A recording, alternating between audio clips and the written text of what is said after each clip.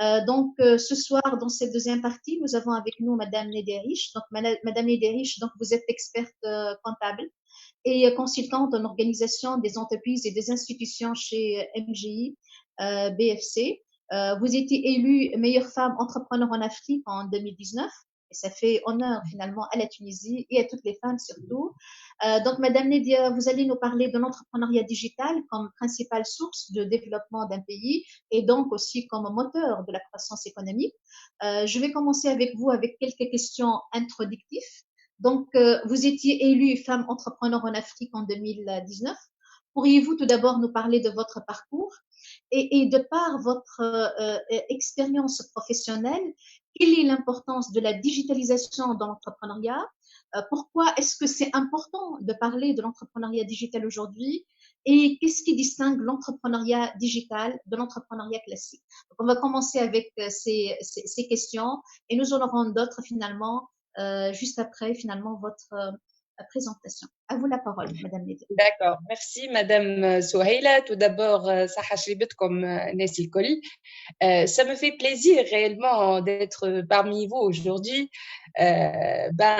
surtout avec les jeunes de ma région, les jeunes des institutions et des facultés à Sfax qui m'ont invité. En fait, je le remercie vraiment très chaleureusement pour cette invitation.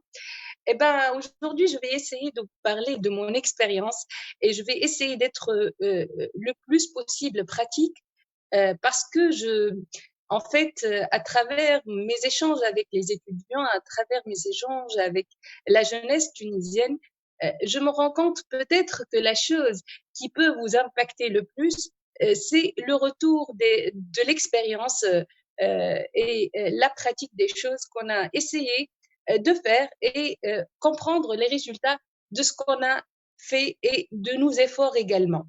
Alors, on en parle trop je vais parler tout d'abord de l'entrepreneuriat et après je vais parler de mon élection en tant que femme entrepreneur en Afrique. Nous savons tous que l'entrepreneuriat constitue aujourd'hui en fait je vais pas dire une nécessité accrue, mais c'est une nécessité et pour tout pays qui veut se développer. En fait, l'entrepreneuriat, c'est un atout et c'est également une manière de participer à la dynamique économique. Et du coup, aujourd'hui, il y a certaines études qui parlent en fait, de l'évaluation des pays à travers leur capacité à instaurer et à sensibiliser la population à l'esprit entrepreneurial. En fait, le fait d'entreprendre, le fait de créer ce tissu économique de petites et moyennes entreprises dans le pays, je pense que notre pays sera capable de vraiment créer de nouveaux emplois, de créer également de nouvelles compétences, d'augmenter la compétitivité. Et peut-être aujourd'hui, surtout avec le Covid et avec cette pandémie, je pense que nous serons dans la possibilité de restructurer et de redynamiser notre économie à travers non uniquement l'entrepreneuriat en tant que tel, mais surtout quand elle sera mixée avec le digital, puisque de nos jours, tout le monde utilise l'Internet, tout le monde il est impliqué dans tout ce qui est en relation avec les nouvelles technologies, ce qui fait que dans ce nouveau monde auquel nous appartenons, donc il y a une certaine dynamique, une nouvelle dynamique qui a contribué en fait à dessiner un nouveau paysage économique. Moi, je vais commencer de vous parler de mon parcours et je vais peut-être vous donner quelques confidences. En fait, quand j'étais jeune, quand j'étais étudiante, j'assistais parfois à certaines réunions, disons, de l'ordre des experts comptables. J'ai eu cette occasion-là et à chaque fois, quand j'observais de près les experts comptables, je me disais s'il y a des experts qui peuvent réellement, je me vois dans ces experts-là. Et quand j'ai eu la révision comptable et j'ai commencé mon stage, j'ai vraiment été la rigueur d'être présente dans plusieurs réunions de l'ordre des experts comptables et sans se rendre compte, en fait, j'ai tenu à le faire, j'ai tenu à être présente rien que pour chercher s'il y a réellement des professionnels qui m'inspirent. Et le constat, après les 3 ans de stage, je disais à l'époque que je ne peux pas faire la même chose comme les autres et avoir des résultats différents. Parce que quand on parle de l'expertise comptable, on parle, la première chose, c'est la comptabilité. Alors qu'à un moment donné, pour moi, la comptabilité en tant que comptabilité, c'est pas vraiment quelque chose de très challengeant. Au début, c'est vrai, c'est une découverte, comprendre comment travailler et tout, mais à un moment donné, ça devient une routine. Et à ce moment-là, l'année 2010-2011, j'ai commencé à changer d'attitude et d'aptitude en fait. C'est-à-dire, je disais que est-ce que je peux continuer dans ce rythme-là? J'ai eu l'occasion de travailler à Tunis dans un cabinet d'expertise comptable qui était en fait composé de jeunes experts comptables. J'ai fait mon stage avec eux, j'observais ces jeunes experts et je cherchais les valeurs, les qualités qui peuvent en fait me réunissent avec eux et comment je pourrais en fait à travers mon stage être plus dynamique et être entrepreneur. À la fin de mon stage, je me rappelle très bien de ce jour que je vais partager en fait l'histoire avec vous. J'étais juste au bout de sortir du cabinet. Je voyais l'un des associés du cabinet et je lui disais à l'époque que je vais quitter le cabinet et j'aimerais bien que je fais une réunion avec vous pour en fait parler de mon départ. Et la première chose qu'il m'a dit à l'époque, tu ne fais rien, Nadia, on va en parler demain autour d'une réunion. Et j'ai passé toute la nuit penser qu'est-ce qu'ils vont me dire les associés du cabinet. Et la décision de partir du cabinet, c'était une décision pratiquement quasi prise pour moi. Et à un moment donné, ils m'ont dit, Nadia, non, tu vas pas partir. Tu vas devenir avec nous comme étant associée. Et quand j'ai commencé à dire, moi, je veux faire ça, moi, je veux faire ça, moi, j'aime faire le développement, moi, je vais pas rester toute ma vie de travailler uniquement dans la compta, moi, je veux servir mon pays autrement, je veux donner une autre façon, une autre manière de voir l'expertise comptable. Et ils m'ont dit, on te sert de support, on est là pour vraiment te servir de support et tu te viens avec nous associés. Et pourquoi en fait, je vous raconte ça, c'est parce que ce passage-là n'était pas vraiment évident. Hein. Avoir des patrons, avoir des boss, à un moment donné, pendant 4 ou 5 ans, et à un moment donné, tu deviens associé avec eux, avec des nouvelles idées, avec une nouvelle façon de voir, avec un nouveau modèle d'entrepreneuriat basé sur le digital, comme je l'ai vu. Et voilà, tout ça change en fait. Et du coup, le constat de tout ce que de cette histoire-là, être entrepreneur, c'est avoir des idées, c'est avoir de la créativité et de l'innovation, comme a dit Si Mohamed tout à l'heure. Et c'est très, très important d'en parler de ça déjà de façon plus détaillée lors de cette conférence. Donc, depuis 2015-2016, j'ai commencé à côtoyer l'Afrique et je peux vous dire que le digital, à ce moment-là, m'a servi vraiment de support, m'a servi d'opportunité pour créer du business parce que auparavant, je ne connaissais pas l'Afrique, je ne connaissais pas les marchés. Comment je vais aborder ces marchés-là? On parle de 53 pays, on parle d'une Afrique francophone, d'une Afrique anglophone, besoin du marché qui est complètement différent d'un pays à un autre. Et voilà, à travers tout un plan stratégique digital qu'on a mis en place, on a pu vraiment intégrer ces marchés avec une autre façon de voir, avec un nouveau modèle d'affaires dont je vais vous en parler après. Élue comme étant femme entrepreneur en Afrique par TABC cette année-là, ce prix-là m'a servi vraiment je vais dire, d'encouragement pour encore honorer mon pays, la Tunisie, pour honorer la femme tunisienne, pour travailler plus sur l'Afrique et pour faire également connaître mon pays. Parce que même s'il y a des pays qui nous connaissent, d'autres qui ne nous connaissent pas, et finalement, entreprendre en Afrique, c'est aussi promouvoir en fait mon drapeau, promouvoir mon pays et promouvoir ma patrie. Et franchement, ce prix-là m'a impacté de façon très positive pour pouvoir encore servir la Tunisie. D'ailleurs, j'ai eu des invitations sur le plan international pour parler de mon parcours sur l'Afrique, de tout ce qu'on est en train de faire sur le plan technique et comment, parce que pour certains Français, par exemple, le fait d'intégrer des pays africains, c'est pas quelque chose de vraiment évident. Et voilà. Donc, j'essaie toujours, j'ai pas quelque chose à cacher, j'essaie toujours de partager ce que j'ai fait avec tout le monde pour pouvoir inspirer les autres et pour pouvoir également vous servir peut-être de bonnes expériences pour faire mieux que moi. Très bien, Nadia. Au fait, quand vous parlez de l'Afrique, c'était facile de pénétrer le marché africain? Non, c'était pas du tout facile, hein. Mais comme j'ai dit, le digital m'a servi de façon cruciale. Il faut dire que euh, nous, on parle de l'entrepreneuriat comme étant quelque chose qui est vraiment lié uniquement pour les entreprises, par exemple.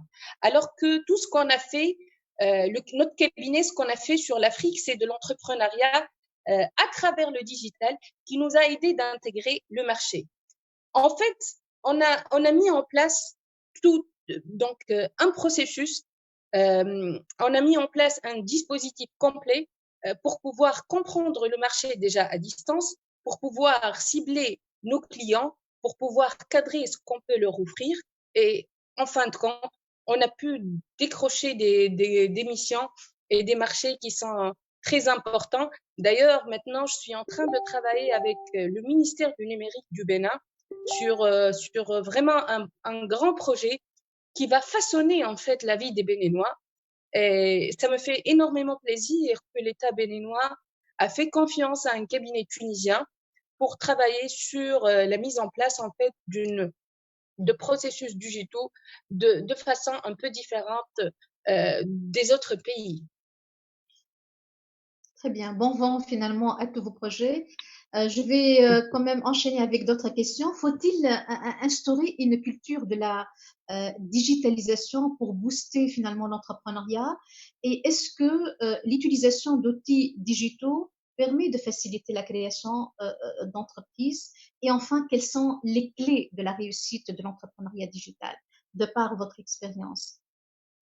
Merci, Madame Souheil. Cette question, elle est vraiment très intéressante. Et d'ailleurs, quand j'ai commencé à préparer cette conférence, merci à tous ces jeunes qui m'ont poussé encore de faire des recherches sur certaines notions que je vais partager avec vous. En fait, quand on parle de l'entrepreneuriat au digital ou bien l'entrepreneuriat digital, en fait, l'entrepreneuriat digital implique l'utilisation des nouvelles technologies en fait, particulièrement comme les médias sociaux, les big data, les solutions mobiles et tout ça en fait. Donc, ce qui fait que l'entrepreneuriat digital, elle permet de saisir des opportunités via les nouvelles technologies pour la création de modèles d'affaires, d'un business model qui est différent. Tout à l'heure, si Mohamed il a parlé du business model et du modèle d'affaires, aujourd'hui, pour faire court et pour faciliter la différence entre le business model et le business plan plutôt, excusez-moi, j'ai un peu confondu le truc. Donc, le business model ou bien le modèle d'affaires, c'est en fait la façon de rendre le projet viable. C'est-à-dire, en d'autres termes, tout ce que l'entrepreneur va mettre en place comme activité, comme fonction, comme processus, comment il pourra dégager des revenus plutôt des bénéfices, comment il pourra rendre le modèle viable, comment il peut rendre le modèle survivant en fait. Par contre, quand on parle du business plan, c'est des estimations, ce sont des prévisions, des revenus, des charges qu'on peut estimer sur une période de 3 à 5 ans pour avoir une visibilité sur ce qu'on va faire. À fur et à mesure, on va essayer donc de suivre ce modèle d'affaires pour pouvoir atteindre les résultats déjà fixés au préalable. À tous les jeunes qui sont là en live avec nous aujourd'hui, moi, je veux partager avec vous 3 points que je trouve vraiment primordiaux dans l'entrepreneuriat de façon générale et surtout quand il s'agit de l'entrepreneuriat digital. Il faut comprendre que l'entrepreneuriat, et encore plus quand elle est mixée au digital, elle se base sur 3 éléments, 3 axes importants. Pour moi, quand on parle de l'entrepreneuriat et mixé encore avec le digital, on parle d'un état d'esprit comme étant un premier axe, on parle d'un dispositif comme un deuxième axe et on parle de processus comme troisième axe. Alors, c'est quoi en fait un état d'esprit? Un état d'esprit, en fait, c'est la capacité, donc, ou bien c'est la capacité de se mettre en projet dans une dynamique de vie. C'est-à-dire, la personne, elle va mettre son aptitude et va focaliser son énergie, donc, à savoir comme la confiance en soi, la persévérance, la créativité, dans un projet bien défini afin d'atteindre ses objectifs. Ce qui fait que l'esprit d'entreprendre, c'est toujours la façon de penser à saisir des opportunités, à avoir la mixité de ressources qui peuvent être de différentes natures, qui sont là, mixées ensemble pour pouvoir créer une richesse, pour pouvoir satisfaire à certaines demandes. Et quand on parle de l'esprit entrepreneurial de façon générale, on parle de, comme elle l'a dit si Mohamed tout à l'heure, de la prise d'initiative, on parle du goût à l'aventure et on parle également de l'action. Alors, est-ce que, en fait, la culture fait partie de l'esprit, de l'état d'esprit ou non? Moi, je dis que si on revient à la définition de la culture, c'est l'ensemble des valeurs. Elle est définie comme étant l'ensemble des valeurs qui sont là pour réunir des personnes sur un même projet, sur une même philosophie de vie, qui peut souder une équipe. Et du coup, quand on a un esprit entrepreneurial, on est là avec des valeurs qui sont définies au préalable pour pouvoir faire adhérer les gens dans tout ce qu'on va faire. Et ça, c'est très, très important à comprendre. La question a été posée également par Madame Souheila. Dans l'ex-état d'esprit de l'entrepreneuriat ou bien l'esprit entrepreneurial, qui fait réussir en fait un entrepreneur? Quels sont les acteurs, quels sont les points qui peuvent pousser une personne à réussir? Et ici, je vous invite une découverte. Je suis en train de lire le livre qui s'appelle The 48 Laws of Power de Robert Greene. C'est un journaliste américain qui a fait un best-seller sur les États-Unis et le monde, sur un livre qui parle de How to Achieve Mastery, comment atteindre l'excellence. Et je vais partager avec vous certains points dont il a parlé. Et lors de mes recherches pour préparer cette conférence, j'ai vraiment essayé de faire cette liaison entre ce qu'a dit ce monsieur, cet auteur dans son livre, et la culture entrepreneuriale. En fait, la première chose qu'il faut retenir dans l'esprit entrepreneurial, la chose qui peut faire réussir une personne, c'est sa vision des choses. Donc, la vision est quelque chose de très important pour pouvoir être un entrepreneur en premier lieu. Et un entrepreneur digital en deuxième lieu parce que ça demande une vision assez particulière et différente de l'entrepreneuriat classique de façon générale. Quand on parle de vision, je vais essayer de vous simplifier la notion de vision. Quand je vous dis une vision, c'est-à-dire la façon que vous allez donc le projet ou bien en fait la chose que vous allez faire pour rendre ce monde meilleur, pour pouvoir répondre à des besoins d'autres personnes. Je vais vous donner mon cas. Par exemple, moi, j'ai pas fait de Big Four. J'ai pas fait mon stage au sein des cabinets internationaux. J'ai travaillé uniquement dans les petits et moyens cabinets tunisiens. Et j'ai eu l'occasion, j'ai essayé de saisir l'occasion de faire beaucoup de choses dans ces cabinets-là parce qu'on se permet de travailler sur plusieurs lignes de service. Et j'ai fait beaucoup de taxes, j'ai fait la comptabilité, j'ai fait l'assistance comptable. Et mon orientation dans le consulting et dans l'organisation, c'était une orientation en fait qui a émané de moi-même, de mon intérieur en fait. Parce que quand j'ai eu cette occasion de parcourir plusieurs activités, j'ai essayé de comprendre quels sont mes atouts et comprendre également quelle ligne de service je pourrais en fait servir et délivrer.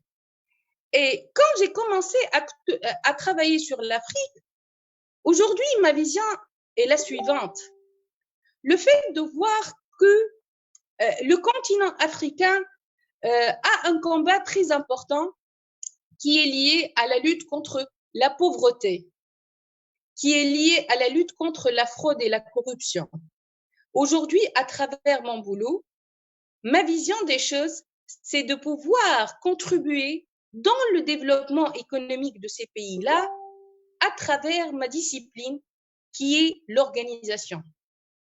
Et quand je suis sollicitée par certains pays de travailler sur les public policy, de travailler sur des projets digitaux de transformation, ça me fait énormément plaisir et c'est ma passion, c'est ma vocation en fait, parce que je sais que je suis en train de travailler sur des projets qui vont permettre à ces personnes d'avoir une qualité de vie meilleure, de vraiment voir un peu plus lent, de voir un peu plus loin plutôt pour vraiment aider à ma façon ces pays-là à surmonter certaines difficultés. Et pourquoi je vous dis ça? Parce que c'est très important de comprendre votre vision.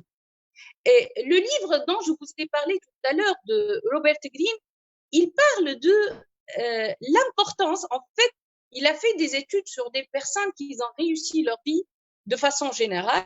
Et l'un des constats qu'il a fait, c'est que ces personnes-là, ils connaissaient leur vocation à un âge vraiment très avancé. C'est-à-dire dès l'âge de 5, 6, 7 ans, ce sont des gens qui savaient ce qu'ils veulent. Moi, quand je me vois, d'ailleurs, ça m'a poussé de dire quand j'avais 7 ans, quand j'avais 8 ans, est-ce que j'avais une passion, est-ce que j'avais une vocation? Et dans ce livre-là, il parle des stratégies à mettre en place pour pouvoir vraiment atteindre cette vocation, ce niveau de connaissance de soi qui va vous permettre en fait de construire votre vision à vous-même. Parce que tu ne peux pas, par exemple, sur le plan, si on voit le contexte tunisien, à un jeune âge, on parle des études, qu'est-ce que vous voulez devenir, qu'est-ce que vous voulez être. Et ça, c'est un objectif, c'est pas une vision. Par contre, normalement, la question qu'un parent doit poser à son fils ou à sa fille, quel changement pourrais-tu donner à ce monde-là? Qu'est-ce que tu peux ajouter à ta population, à ta patrie? Qu'est-ce que tu peux vraiment, comment tu peux servir le monde, comment tu peux servir le pays? Même si tu vas parler d'une profession ou bien de quelque chose qu'il veut suivre ou qu'il veut faire, mais comment réellement, à travers ses capacités, à travers sa vocation, à travers ce qu'il aime faire, il peut construire sa vision. Et dans ce livre-là, il parle de l'importance de la vision qui était vraiment cadrée par des personnes à un jeune âge. Et je pense que cette découverte, pour moi, m'a vraiment changé ma philosophie de voir les choses. Parce que pour moi, j'ai compris ma vision, j'ai compris ce que je veux faire, mais c'est pas à l'âge de 7 ou 8 ans. Hein. Pour être honnête, c'est à l'âge de 30 ans. Hein. Donc, vous voyez la différence. Donc, c'est important de comprendre. Aujourd'hui, vous êtes donc sur les bancs de l'université. Comment vous pouvez aider la Tunisie? Comment vous pouvez servir la Tunisie? Qu'est-ce qu'il faut faire? Donc, et à travers la réponse à cette question-là, il faut faire un état de lieu de vos capacités, de vos attitudes, de ce que vous disposez comme qualité pour pouvoir construire votre vision. Parce que la vision, c'est en quelque sorte dans le monde entrepreneurial, c'est en fait le schéma mental. En fait, à travers la vision, on peut avoir confiance en soi, même si on aura des échecs. Et comme tout le monde, j'ai eu beaucoup d'échecs comme tout le monde. Hein. Moi, je me rappelle quand j'ai commencé à voyager en Afrique, c'était des moments durs pour moi, hein, parce que je dépensais de l'argent, prendre un billet d'avion et aller passer une semaine en Afrique, rentrer en Tunisie, avoir une nouvelle relation de personnes qui étaient mes patrons et aujourd'hui ils sont devenus mes associés. Donc déjà, pour moi, c'est un changement qui était un peu crucial. Et dire, voilà, j'ai dépensé beaucoup d'argent et jusqu'à maintenant, j'ai pas eu de marché. Donc, comment je vais vendre ça? Comment je vais les convaincre que il faut attendre, il faut avoir la patience nécessaire pour que je puisse intégrer ces marchés-là. Mais la chose que je peux dire, et un de mes constats aussi dans l'état d'esprit, qui concerne les attitudes, en fait. C'est que quand on est positif, on attire le positif. Et du coup, dans l'état d'esprit, dans le premier axe de l'entrepreneuriat, et si on la mixe encore avec le digital, il faut avoir une vision clairement définie dès maintenant. C'est très important. Cette vision, elle doit être liée à votre façon de servir le pays, à votre façon de servir le monde, à votre façon de satisfaire aux besoins des autres, de faciliter leur vie, d'améliorer leur qualité de vie. Ça, c'est d'une part.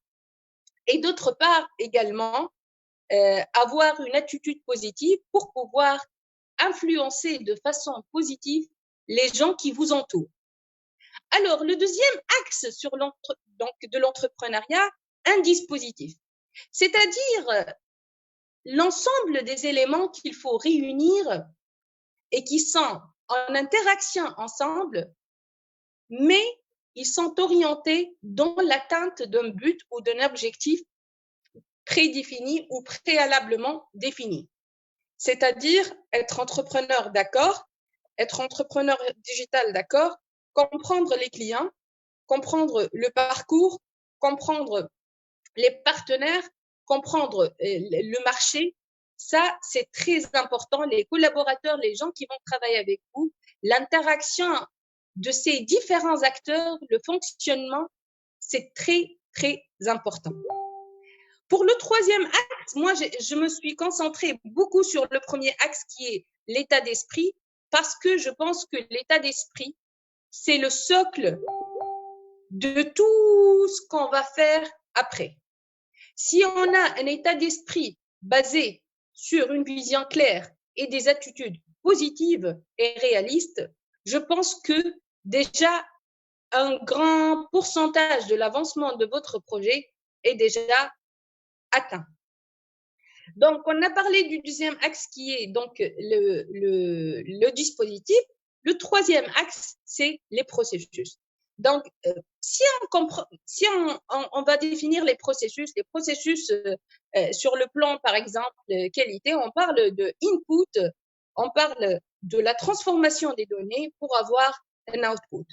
Aujourd'hui, avec si on va parler par exemple de l'entrepreneuriat digital plus précisément, on parle de processus puisque à travers ce nouveau mode d'entrepreneuriat, la vie des personnes, elle est en train de changer, le mode de travail, il est en train de changer, le modèle de travail, il est en train de changer, ce qui fait qu'il s'agit d'un processus de changement de modèle économique pur et dur. Donc, et du coup, on parle de processus de changement, puisque on parle de modèle économique, on parle de façon d'entreprendre, de fonctionner vraiment différente par rapport à la manière classique.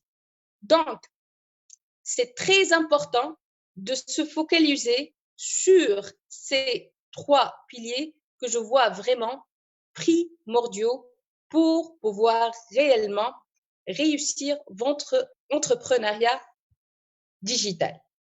Donc, les 3 piliers ou bien les 3 axes, état d'esprit, dispositif et processus.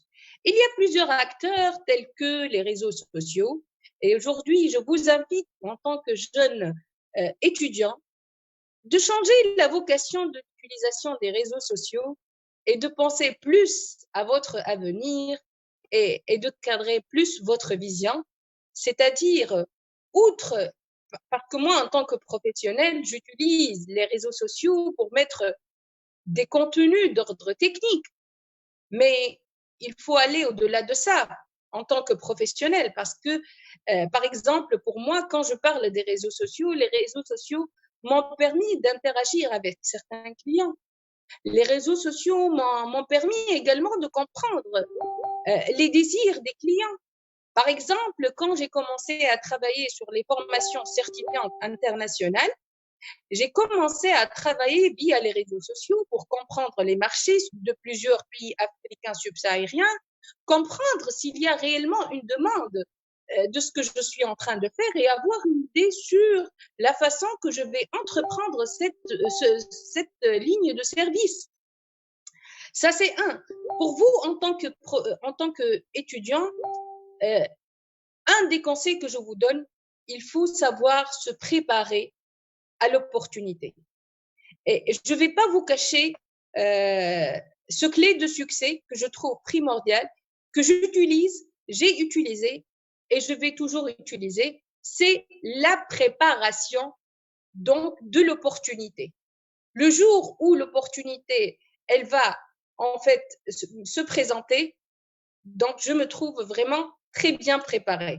Quand je vous dis ça, c'est-à-dire quand vous utilisez les réseaux sociaux, non pas pour donc des buts d'ordre technique ou bien professionnel, utiliser les réseaux sociaux de façon un peu, je vais dire, non professionnelle, vous pouvez avoir des effets un peu négatifs après.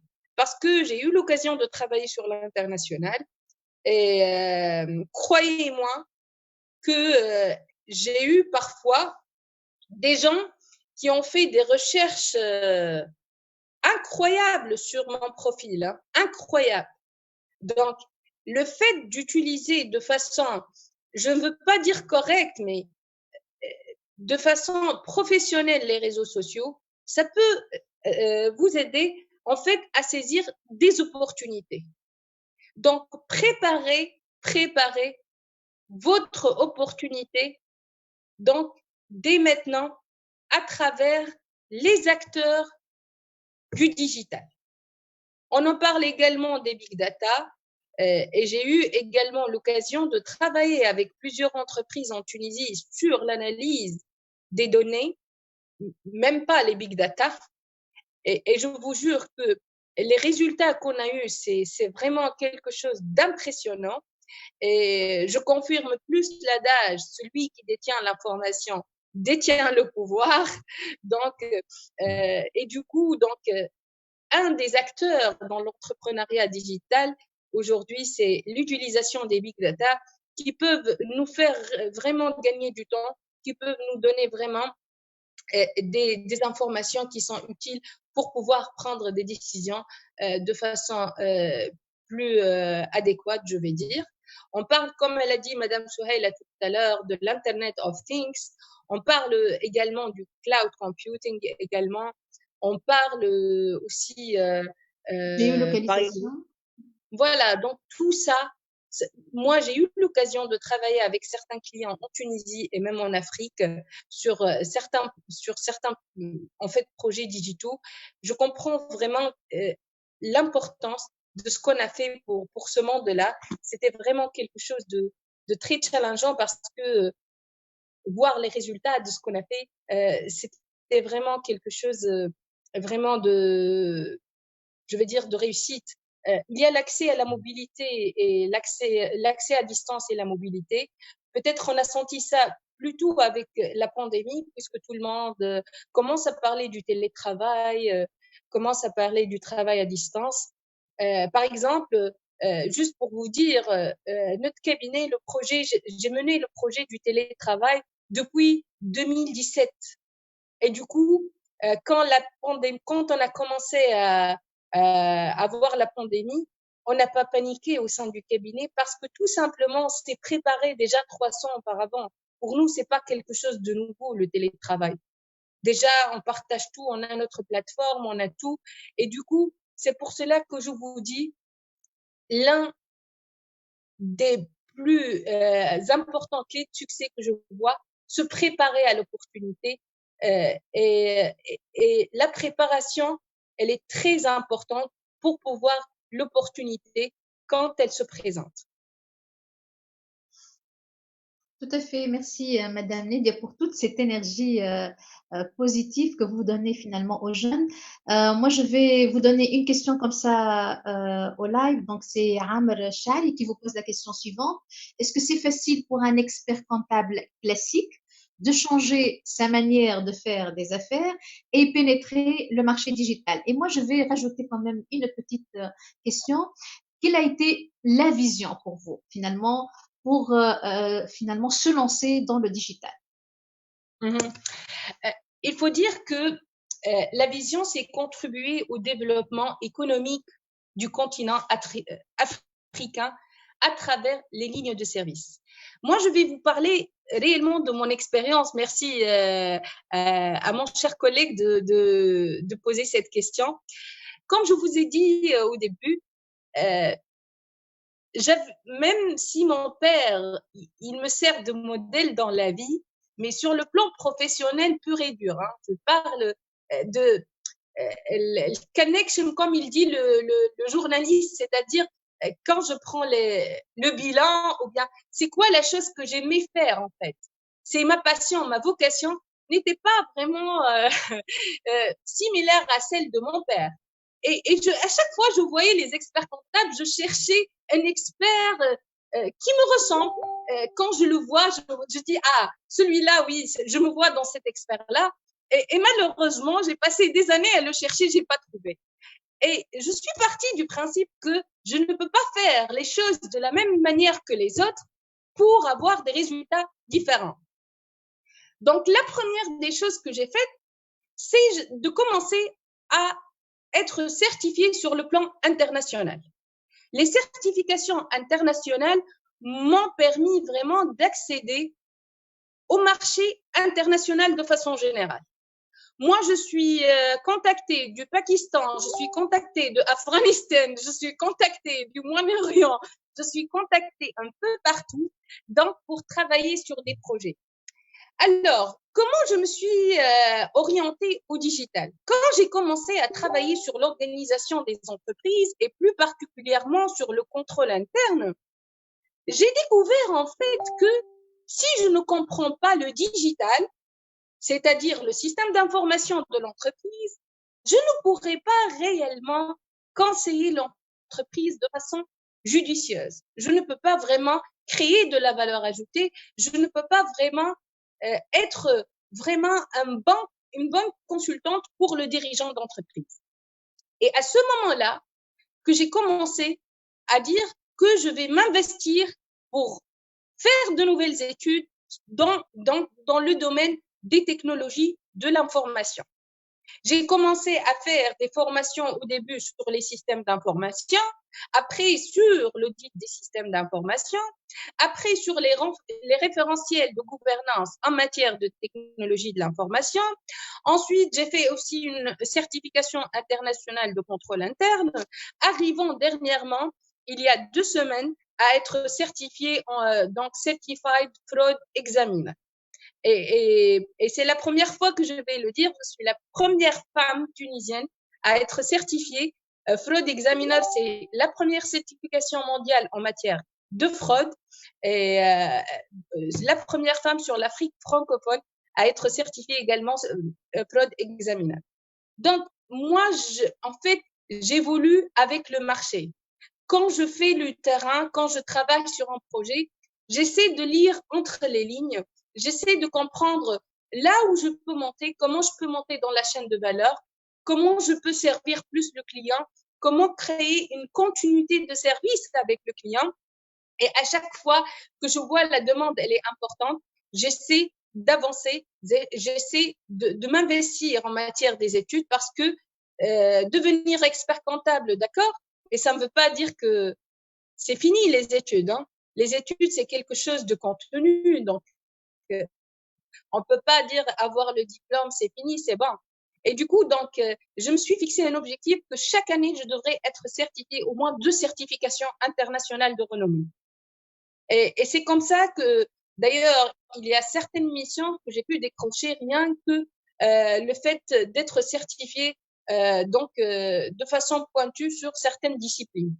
Donc ça m'a aidé vraiment à intégrer les marchés de façon générale, je vais dire.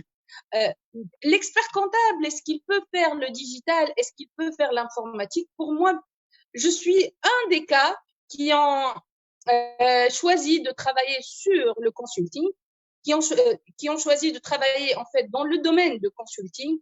Et quand j'ai commencé à travailler sur l'organisation, j'ai compris que sans informatique, sans le côté informatique, que ce soit digital, que ce soit connaissance générale, je ne pourrais pas avancer dans mon domaine et dans ma ligne de service, ce qui m'a poussé à faire plus d'études de certification internationale pour avancer. Et moi, je dis que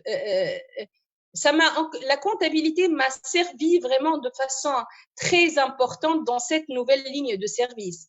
Et peut-être sur le marché, j'ai une stratégie de différenciation avec toute l'équipe avec qui avec mon équipe en fait, parce que on a le mélange entre la comptabilité et cette nouvelle discipline. 2, peut-être aujourd'hui les étudiants vont être un peu étonnés. Moi, j'ai beaucoup d'ingénieurs qui travaillent avec moi. Donc le recrutement de l'équipe qui travaille avec moi, c'est pas des gens uniquement qui travaillent dans la compta ou bien qui sont diplômés des facs de gestion et de comptabilité. J'espère déjà que les ingénieurs sont là, je les salue. Il y a une qui travaille, je pense, dans la chimie, l'autre qui est dans l'hydrocarbure. Et du coup, cette mixité, cette diversité de compétences nous a permis, en fait, de créer un service vraiment différent aux services offerts par d'autres boîtes et nous permettre d'avancer dans la chaîne de valeur à fur et à mesure qu'on acquiert de l'expérience et qu'on fait d'autres projets. Très bien. En fait, est-ce que l'investissement immatériel que vous faites en vous, c'est comme les certifications, on le sait très bien que les certifications, ça reste pendant quelques années et après rebelote, il faut finalement les refaire. Est-ce que vous pensez au retour sur l'investissement? Quand vous faites cet investissement en vous, est-ce que vous pensez finalement qu'est-ce que ça peut vous rapporter? Ou finalement vous vous lancez comme ça de façon naturelle et après ça viendra? Non, comme j'ai dit, Madame Souhail, je me prépare toujours à l'opportunité. Moi, je travaille dans un domaine très particulier qui est l'organisation. Aujourd'hui, on ne peut plus parler de l'organisation sans parler du digital. Toutes les entreprises cherchent à avoir des projets digitaux, c'est-à-dire ici, je vais juste peut-être insister sur le point, la différence entre le digital et la transformation digitale. En fait, quand on parle de digital, on parle d'outils. On parle, par exemple, une entreprise achète un ERP, une entreprise qui achète une application. Par exemple, quand une entreprise, elle veut faire la gestion électronique de documents, c'est-à-dire elle ne veut plus de papier qui circule. Ça, c'est un projet digital. La transformation digitale, elle ne concerne pas uniquement le choix de l'outil avec lequel l'entreprise, elle va travailler. La transformation digitale, elle touche la culture de l'entreprise, l'environnement de contrôle, les processus, l'évaluation des risques, la façon de travailler. Et quand on parle de transformation digitale, on parle de contrôle interne qui est ma discipline de base. Ce qui fait, vous voyez, l'interrelation entre tout ce que je suis en train de faire. Donc, pour les certifications internationales, je reviens donc, c'est pas des certifications que je dois refaire, pas du tout, mais on a ce qu'on appelle les Continuous Professional Educational, c'est-à-dire chaque année, on a l'obligation sur le plan international de faire 40 CPE, 50 CPE, tout dépend de la certification, c'est-à-dire tu dois prouver que tu as fait des formations de 40 heures, de 30 heures pour maintenir ta certification. Moi, ce que je peux dire à travers les certifications internationales, j'ai eu la facilité d'acquérir une reconnaissance de compétences. Parce que quand je vois, par exemple, la dernière certification que j'ai faite portée ou bien en relation avec la fraude, c'est vraiment très, très intéressant de découvrir parce qu'elle me permet, par exemple, de comprendre le body language, c'est-à-dire la personne, quand je vois une personne devant moi, il y a un décodage que je devrais comprendre pour voir s'il y a les red flags, par exemple, c'est-à-dire des soupçons de fraude. Et du coup, ça me permet d'avoir de nouvelles compétences techniques, ça c'est un. Et deux, ça me permet de faire reconnaître ma compétence de façon plus facile. Je dirais plus facile. Très bien. En fait, Rafiq Al-Madi, elle vous dit quels sont les certificats internationaux qui peuvent les aider à intégrer finalement le marché du digital, le marché digital. Est-ce qu'il y a des certifications?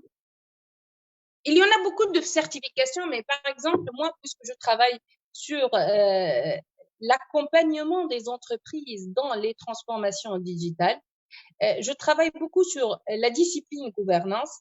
Donc, par exemple, j'ai fait la certification COBIT 5. J'ai fait la certification ITIL. Donc, ça, c'est très important. Donc, ces deux certifications vous permettent d'avoir les fondamentaux sur cette façon de gérer les projets. Il y a le PMP qui est spécialisé dans la gestion des projets. Donc, par rapport à ma discipline, ces trois certifications peuvent servir de support très important pour accéder au consulting en relation avec la transformation digitale. Très bien. Il y a une autre question posée par Nour Malla. Alors, quel lien peut-on trouver entre la gouvernance et les enjeux du numérique? Ah, très, très bien. Eh bien, c'est une belle question. En fait, quand on parle la liaison entre la gouvernance et les enjeux numériques, c'est une liaison, en fait, la liaison entre la gouvernance et les technologies, tiens, les enjeux numériques, c'est une liaison vraiment très, très, très, je vais dire, en anglais, je cherche le mot en français, interreliés. C'est-à-dire, la gouvernance jusqu'à aujourd'hui, on n'a pas de définition qui est connue par tout le monde de façon commune. C'est-à-dire, on trouve beaucoup de définitions et on n'a pas une seule définition de la gouvernance. Moi, je vais faciliter l'aspect de la gouvernance par dire c'est la façon d'attribuer les pouvoirs et les responsabilités. C'est-à-dire, quand il s'agit de gouvernance, il s'agit de la conception générale de la stratégie, de la mission et de la vision des choses.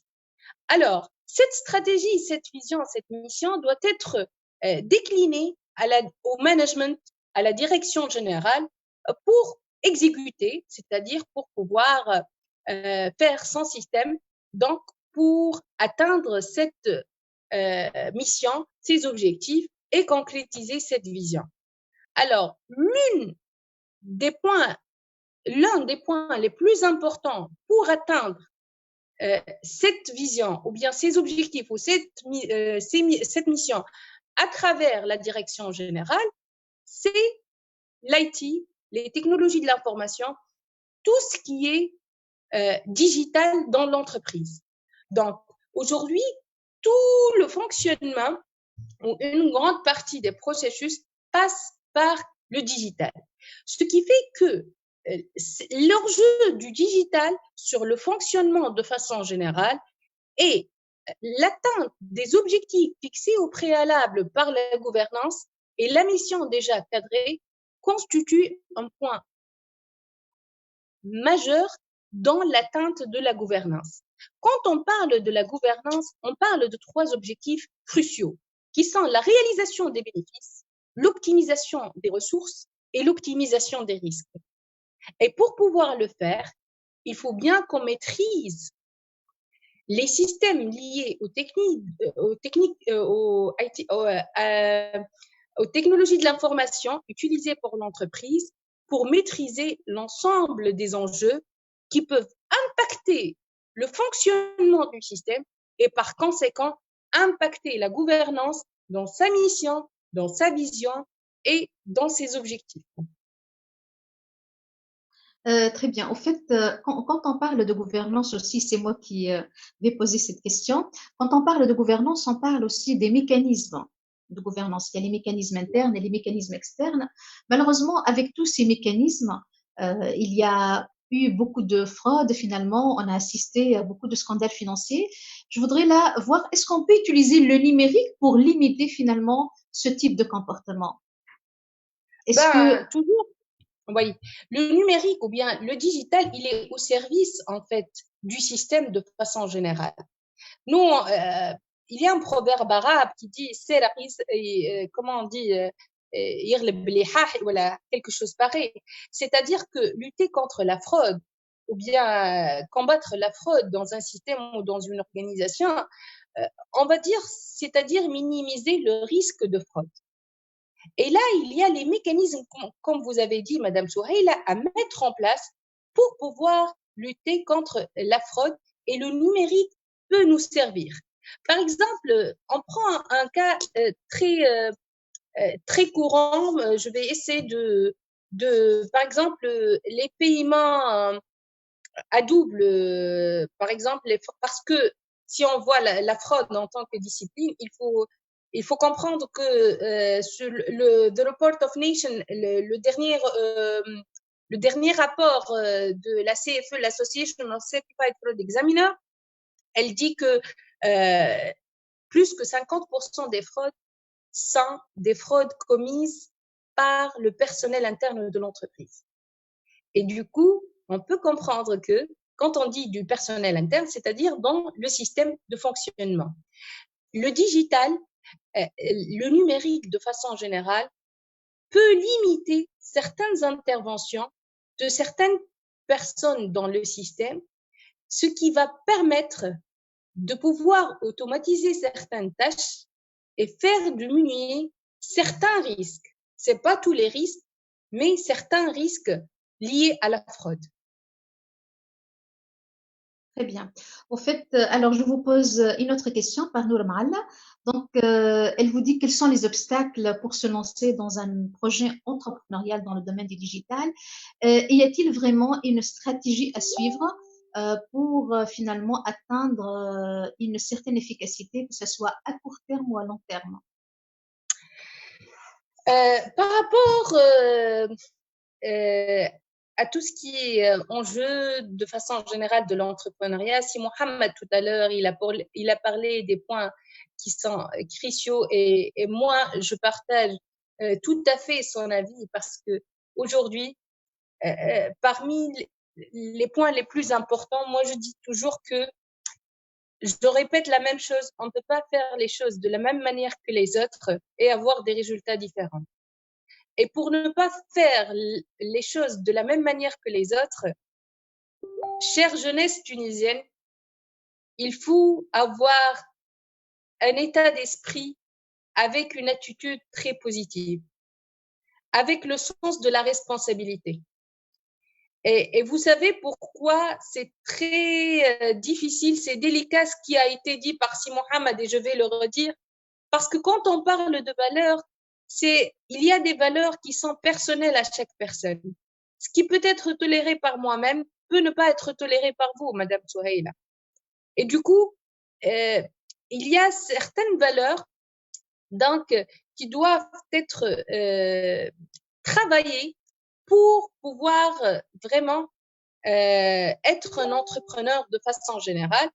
Au digital, il faut avoir les connaissances nécessaires et il faut saisir l'opportunité de digital dans la création de l'emploi parce qu'aujourd'hui, on parle beaucoup du chômage alors que si on sait travailler à travers le digital, on peut diminuer le chômage. Donc, les contraintes, moi, je vois que la première contrainte, c'est la compréhension de vous-même en tant que jeune, en tant que jeunesse de façon générale. Votre identité. Qu'est-ce que vous voulez faire? Comment vous pouvez changer le monde? Comment vous pouvez rendre la Tunisie meilleure? Et du coup, pour le faire et pour répondre à cette question-là, quelles sont vos qualités? À quel point vous pouvez partager des choses sans avoir un compte rendu tout de suite? À quel point vous êtes en fait patient?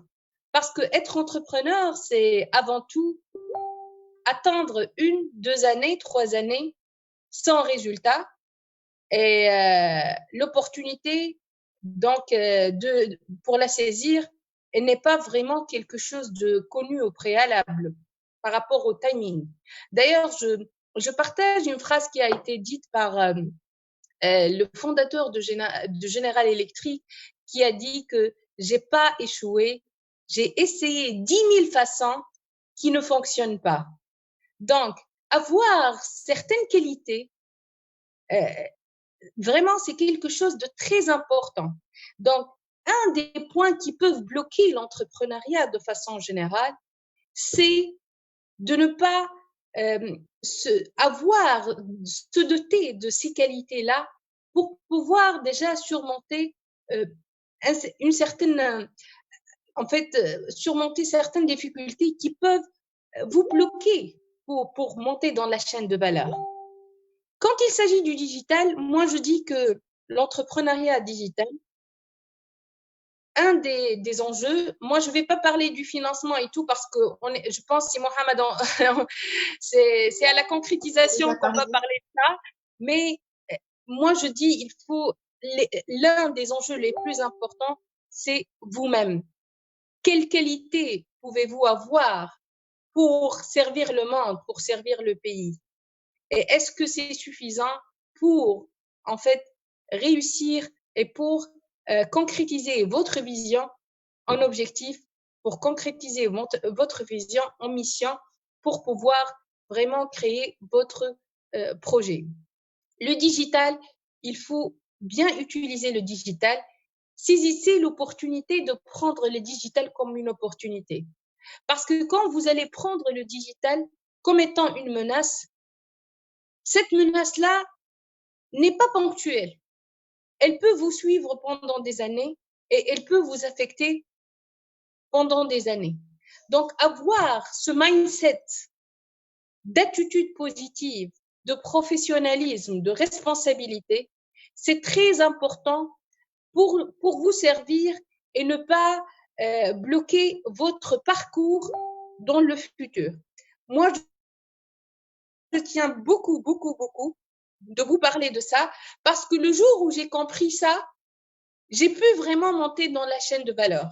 Le jour où j'ai commencé à donner avec un grand cœur et un bon cœur, le fait d'être content de servir l'autre sans contrepartie, sans chercher à avoir une contrepartie, je vous jure que même si vous n'avez pas cette intention-là, un jour ou l'autre, vous allez avoir cette contrepartie, mais d'une autre façon. Et c'est des leçons de vie, en fait. Donc, l'entrepreneuriat, ajouté au digital, un des premiers enjeux, c'est votre comportement, c'est votre façon de voir les choses et les qualités que vous devrez acquérir pour se préparer à saisir cette opportunité. Le deuxième enjeu, c'est que culturellement, si Mohamed il a parlé de ça, il y a deux points qui sont très importants. Le premier point, c'est la prise de risque. Parce qu'entreprendre, là, c'est, pour moi, c'est prendre des risques et assumer la responsabilité après. Donc, culturellement, on est averse au risque.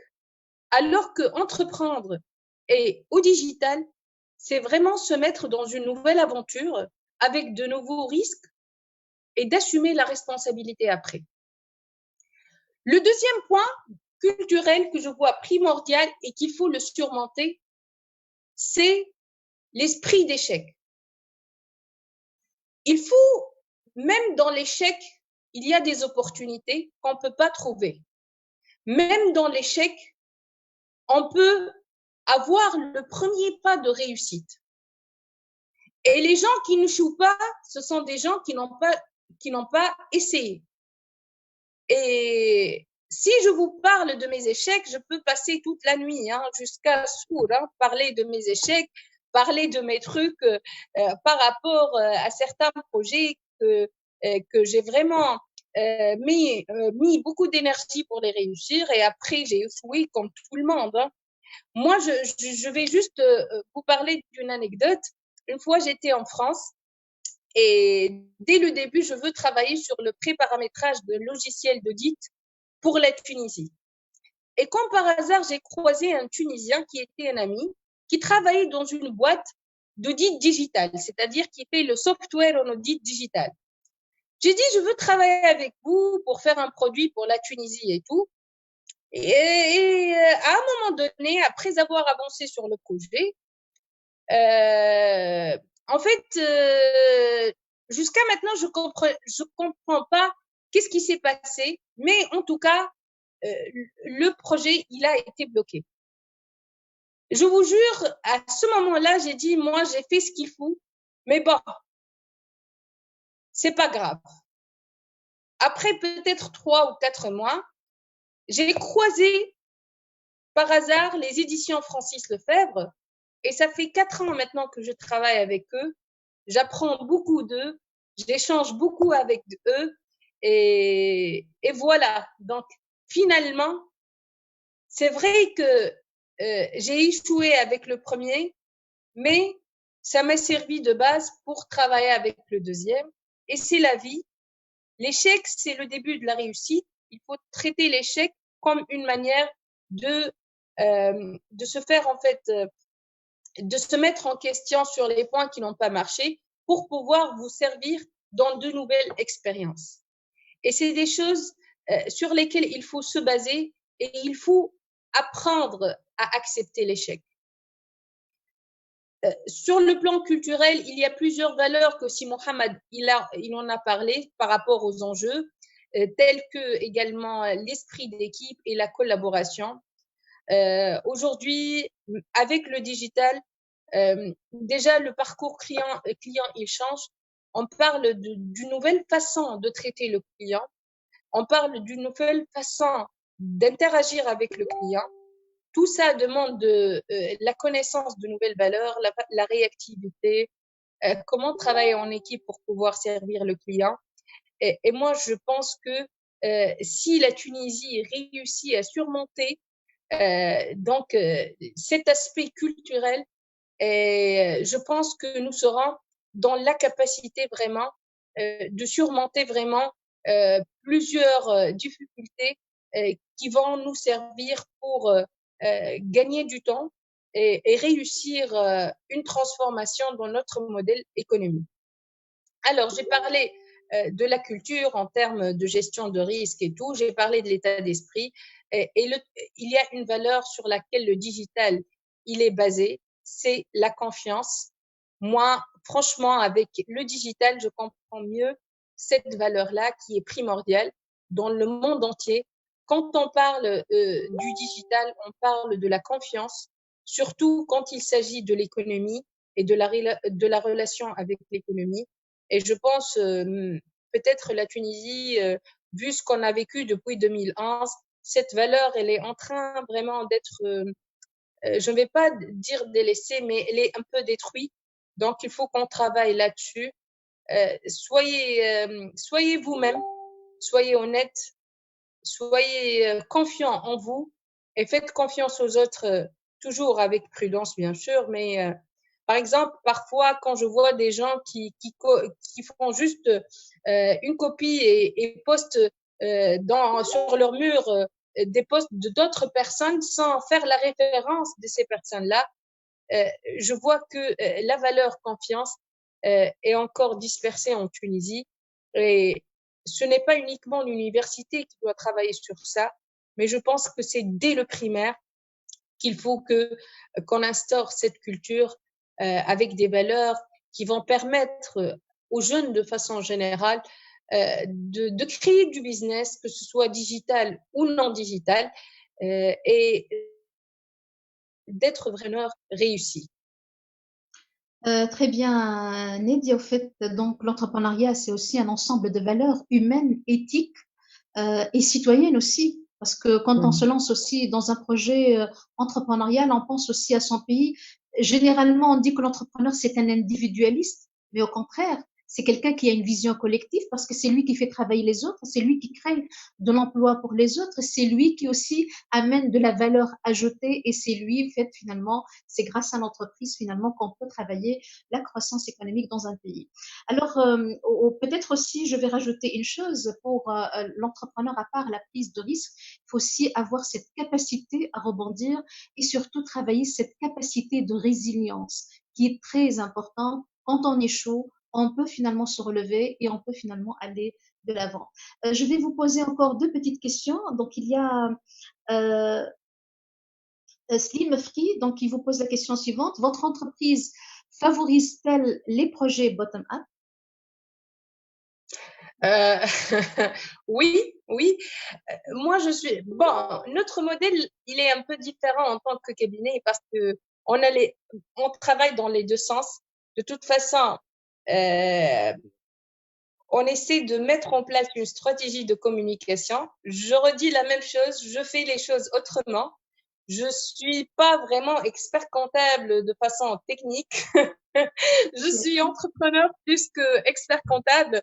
Donc, je donne beaucoup d'importance à ce va-et-vient, que ce soit une idée de ma part, que ce soit une idée de la part des collaborateurs.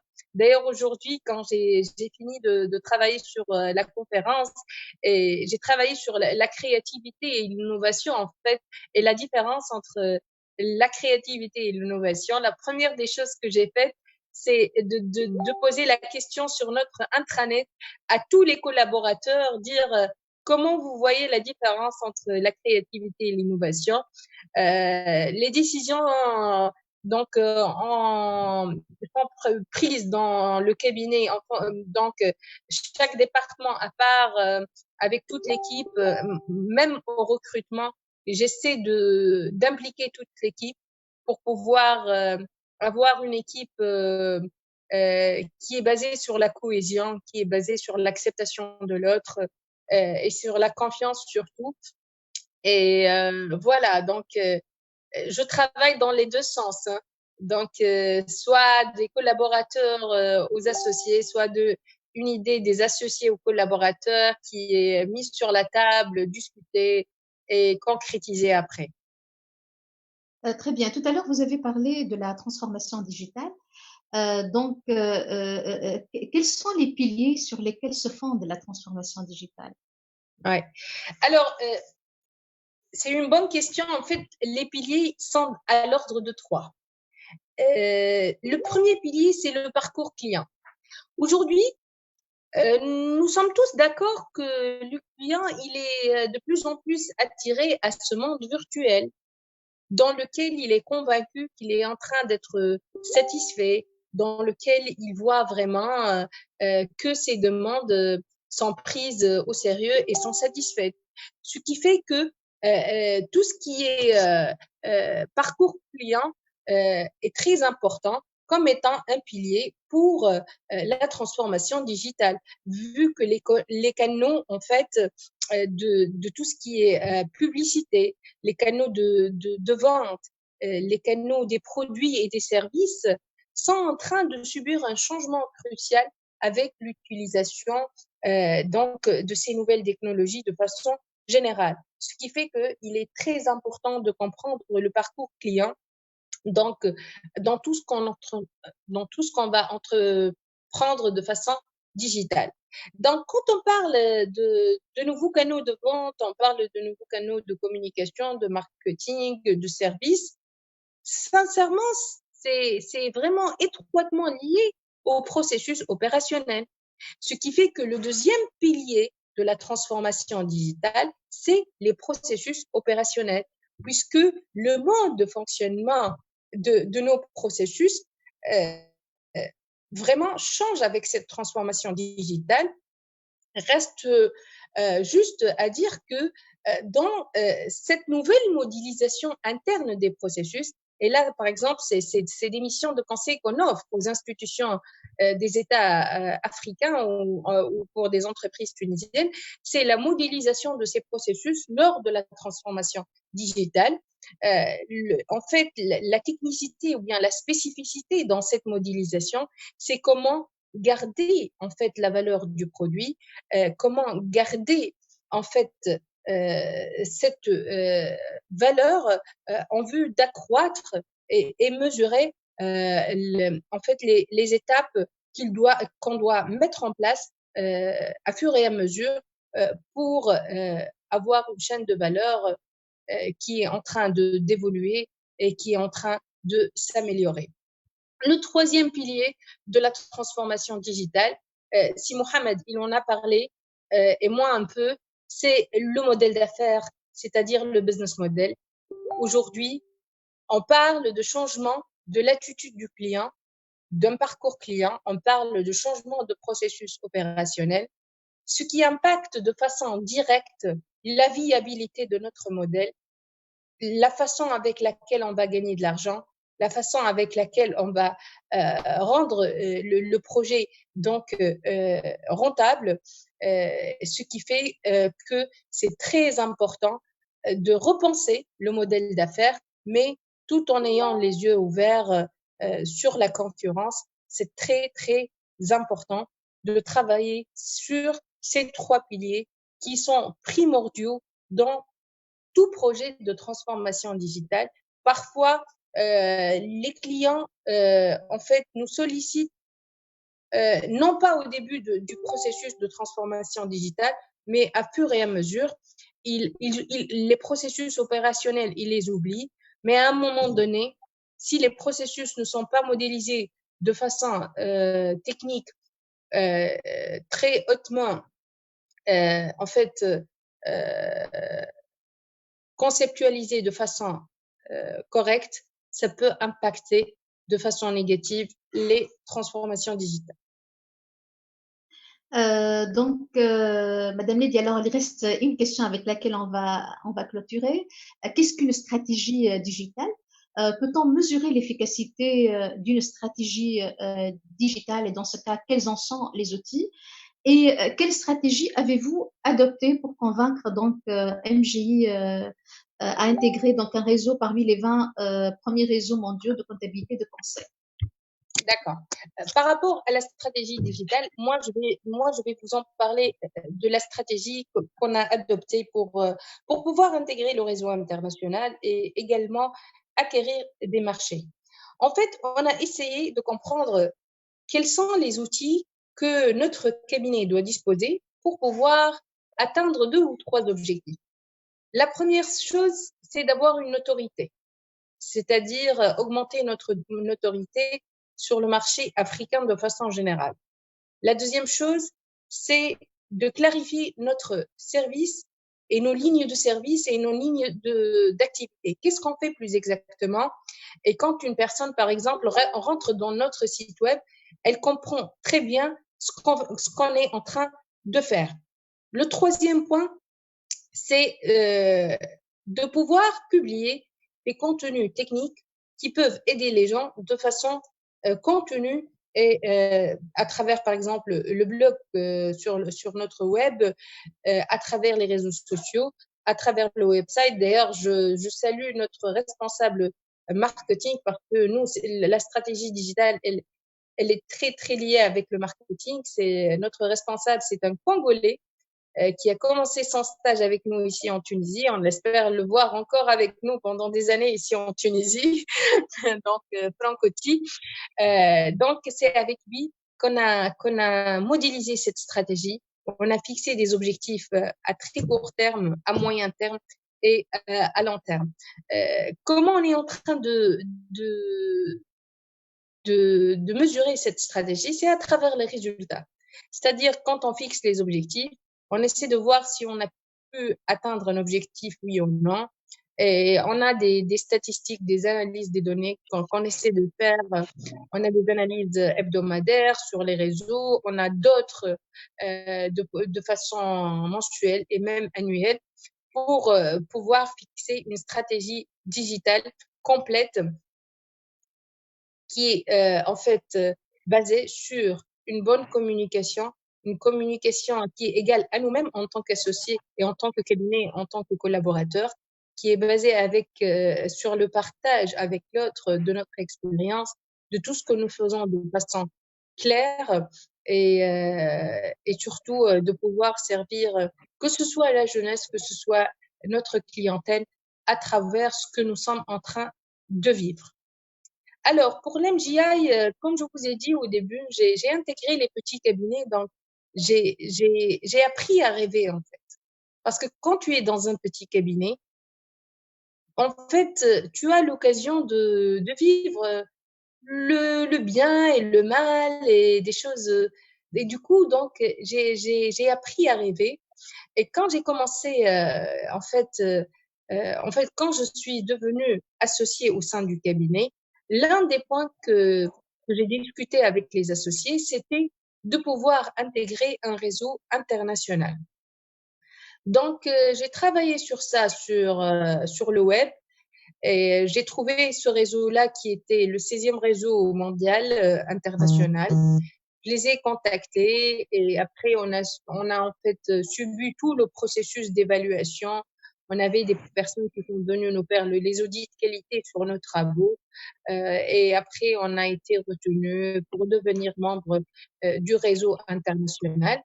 Aujourd'hui, j'espère qu'un jour je pourrai créer ma marque africaine de conseil, hein, parce que avec le réseau international, je suis en train de voir comment on crée des marques internationales. Et d'ailleurs, toujours quand je discute avec mon cher papa sur le plan technique, je lui dis que je vais créer une marque africaine de conseil. C'est un projet que je suis en train de travailler là-dessus sur un élan de 5 ans. Et j'espère pouvoir le faire sur des bases solides et concurrencier les grands cabinets sur le continent à travers une qualité de service qui est hautement qualifiée et très en fait reconnue dans le marché.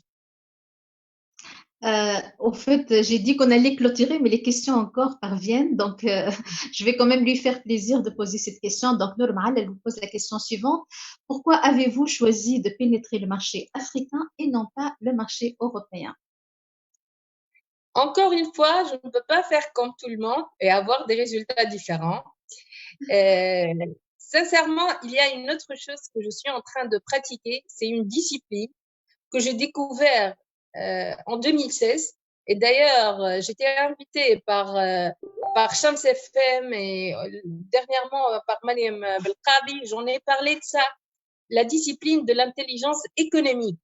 En arabe, on parle de al-dhaka al-iqtisadi. En fait, c'est une discipline qui te permet d'avoir des informations pour les traiter en vue de prendre des décisions stratégiques. Mon choix était basé essentiellement sur certaines données liées à la croissance de ces pays-là, à des prospections marché terrain, à l'observation et surtout à la lecture entre les lignes de quoi je suis capable de faire et surtout cette vision. Quand j'ai courtoyé l'Afrique, quand j'ai vu et j'ai vécu la pauvreté et j'avais une empathie de comprendre ce qu'ils sont en train de vivre, j'ai compris que la vie, c'est pas une question de gagner de l'argent. C'est plus que ça. Et je vais pas vous cacher quelque chose, c'est que aujourd'hui, jusqu'à maintenant, j'ai jamais travaillé sur un projet public en Tunisie lié à ma discipline d'organisation, que ce soit en matière de technologie de l'information, ou bien gouvernance, ou bien contrôle interne. Mais j'ai eu cette occasion sur plusieurs pays africains. J'ai travaillé sur la Côte d'Ivoire, je travaille sur le Bénin, sur le Togo, sur le Niger. C'était prévu que je vais travailler sur un projet avec eux, mais vu le corona, donc ça va être décalé. Et du coup, donc, il y a certains pays africains avec qui j'ai pu vraiment avoir cette confiance de leur part pour pouvoir les aider, mais surtout pour impacter ce que j'ai retenu aussi du livre de ce journaliste américain, finalement, les gens qui peuvent atteindre l'excellence, c'est pas des gens qui sont techniquement très forts ou qui ont les solutions extraordinaires, hein. Ce sont les gens qui ont pu toucher les cœurs des autres.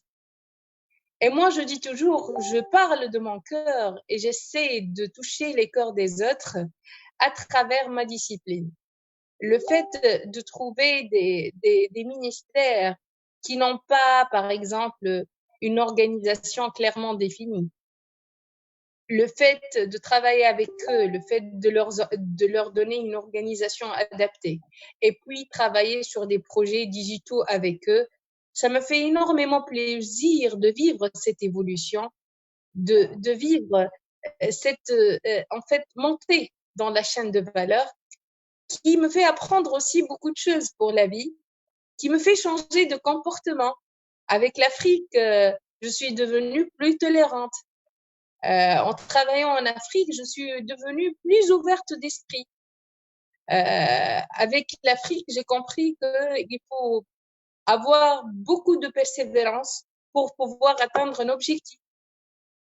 Et du coup, le choix du continent était basé essentiellement sur certaines informations que, entre autres, j'ai vu ou bien j'ai analysé de façon un peu détaillée et j'ai compris, en fait, que l'avenir dans une grande partie sera en Afrique. En tant qu'entrepreneur, j'ai essayé d'anticiper pour pouvoir servir le continent. Merci, merci Nadia. Donc, vous avez touché les cœurs des internautes, sûrement. Merci pour tous les éclairages que vous venez d'apporter sur l'entrepreneuriat digital. Moi, ce que je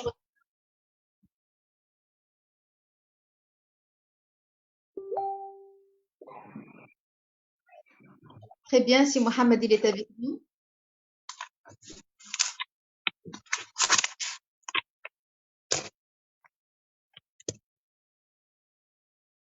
Voilà, Madame Nedia, ce que je viens de retenir, c'est en tant qu'expert comptable, quand même, vous êtes un entrepreneur, vous avez utilisé tous les outils finalement de la gestion, vous faites de l'organisation, finalement du marketing, vous êtes aussi stratège, donc il faut de tout pour finalement pour se construire, il faut aussi un état d'esprit. Donc merci pour finalement ce témoignage parce que finalement aujourd'hui vous donnez aussi un modèle finalement ou un exemple de success story. Merci pour toute cette énergie positive que vous avez finalement donnée aux jeunes. Merci, Si Mohamed Belhaj, pour tous les éclairages que vous avez apportés sur le statut de l'étudiant entrepreneur. Donc, l'entrepreneuriat classique et l'entrepreneuriat digital se complètent au final. Donc, il faut les deux finalement pour pouvoir devenir finalement un entrepreneur. Donc, merci à vous, merci infiniment. Au nom de tous les organisateurs, je vous remercie du fond du cœur finalement d'avoir accepté finalement cette invitation et d'avoir animé finalement cette soirée. Il me reste juste à faire l'annonce finalement du live de demain. Donc, le live de demain sera finalement sur l'état des lieux de l'économie digitale. Donc, vous pourriez suivre le live sur la page ICFEC finalement de la FSEC de Sfax. Vous aurez Mounir Zamit, expert comptable, enseignant universitaire à la faculté des sciences économiques et de gestion de Sfax, consultant en ERP Business Solution. Donc, soyez au rendez-vous. Merci infiniment. Je ne sais pas si Mohamed voulait dire un mot. Ben, je tiens à vous remercier, donc, Madame Souhaïla, les organisateurs aussi. Particulièrement, j'étais vraiment ravi d'entendre notre cher donc, expert. Nous sommes vraiment fiers et vous avez touché notre cœur. أنا نقول حاجة واحدة pour nos jeunes, c'est une chance extraordinaire. تعرف مدام سهيلة أنه لا شانس أنه باش نجيبوا تبارك الله des compétences qui Madame Nadia Serra. Je suggère vraiment que l'intervention de Madame Nadia soit enregistrée et vraiment vulgarisée parce que nous avons aujourd'hui énormément appris sur l'entrepreneuriat sur le terrain et je peux vous dire que Madame Nadia, c'est l'entrepreneuriat en elle-même et nous sommes fiers. Merci beaucoup pour ces moments.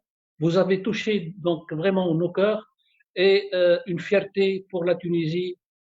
Très bonne chance et nous sommes toujours donc à votre écoute. Inch'Allah, على كل حال الأجيال الجاية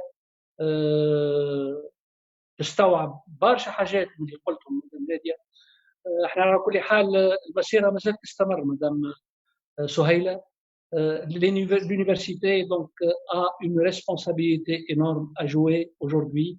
Les jeunes, ont plein de potentiel, mais c'est à nous aussi donc de les prendre en main et d'éclaircir un peu donc leur avenir et leur chemin. Merci beaucoup. Merci infiniment, Si Mohamed. Madame Nedia, vous avez un mot à dire finalement avant de Tout d'abord, je remercie tous les organisateurs et vous, Madame Souhaïla, pour la modération de cette conférence. Un grand honneur d'être avec Si Mohamed Belhaj aujourd'hui. Si Mohamed, il faut dire que je suis le produit de vos efforts et le produit des efforts de plusieurs professeurs que je salue aujourd'hui. En fait, je vais pleurer parce que non. Être un produit 100% tunisien, travailler au-delà des frontières tunisiennes, essayer d'honorer le pays, avoir une vision claire, c'est très très important pour pouvoir vraiment servir le pays. Je sais que chacun ne manque pas de volonté, ne manque pas vraiment d'effort et de courage pour servir le pays. Reste en fait la persévérance et la patience. C'est avec le cœur, c'est avec la persévérance et la patience que vous pouvez vraiment réaliser vos rêves. Mais n'oubliez pas que tout ce que vous êtes en train de faire aujourd'hui, c'est le futur de la Tunisie, c'est l'avenir de notre pays. Donc, travaillez très, très dur pour pouvoir servir le pays à votre façon, bien sûr, mais surtout pour servir les générations qui vont venir après vous. Merci Nedia. Donc finalement, l'individu, c'est un ensemble de valeurs. L'entrepreneur, c'est aussi un ensemble de valeurs, des valeurs finalement humaines, mais aussi il y a des valeurs universelles. Aimer sa famille, aimer son pays, aimer sa région. Donc finalement, ça nous booste finalement toujours à aller de l'avant et à donner aux autres. C'est voilà, c'est votre message ce soir. Merci infiniment. Merci à vous. Merci Si Mohamed Belhaj. Merci Madame Nedia. Au plaisir de vous retrouver peut-être lors de prochains événements. Merci à vous. Merci à tous les organisateurs qui m'ont invité pour modérer finalement cet événement. Ne ratez pas l'événement de demain.